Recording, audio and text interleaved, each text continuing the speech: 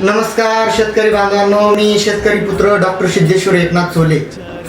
हा व्हिडिओ फक्त माझ्या शेती मातीत काबाड कष्ट करणाऱ्या कष्टवंत शेतकरी मायबापासाठी आहे। आणि व्हिडिओ बनवण्याचा उद्देश असा नाही की मी जास्त इंस्टाग्रामला, व्हॉट्सअपला, फेसबुकला व्हायरल व्हावं, असं काहीच नाही। की दादांनो, आता पावसाळा चालू झाला शेतकरी बांधवांनो, आणि आपण गायगुरं चारण्यासाठी डोंगराला शेतामध्ये कुठंही फिरत असतो।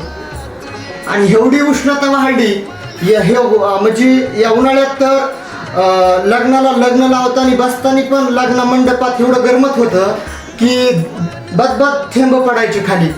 एवढी उष्णता, शर्ट पण वलकच व्हायचं दादांना, शेतकरी मायबाप। त्यामुळं माझा एक हेतू येणाऱ्या पावसाळ्यामध्ये प्रत्येकानं झाड तर एक लावाच, माझी एक विनंती तुम्हाला।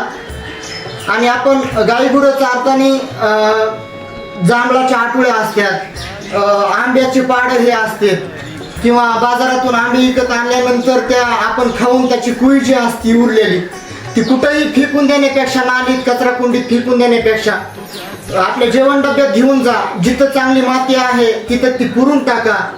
जांभळाच्या आठवड्या ज्या असतात खाऊन कुठंही फेकून देण्यापेक्षा मातीमध्ये पुरून ठेवा, जेणेकरून येणाऱ्या पिढीला त्याचा काहीतरी फायदा होईल आणि ही उष्णता कमी होईल।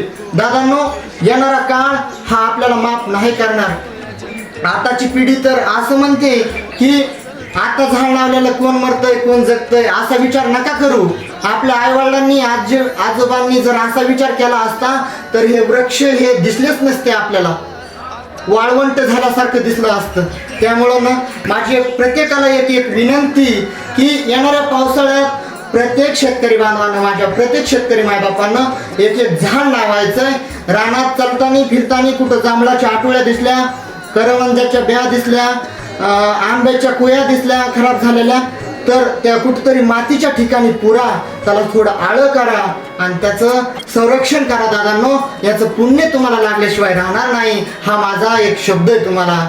धन्यवाद। आणि व्हिडिओ जास्तीत जास्त शेअर करा, लाईक करा, आणि याचा कुठल्या तरी शेतकरी मायबापाला, पाळीव प्राण्यांना सावलीसाठी, आपल्याला पाऊस भरपूर पडण्यासाठी उपयोग व्हावा, याच्यासाठी शेअर पण करा, लाईक पण करा आणि सबस्क्राईब पण करा। धन्यवाद।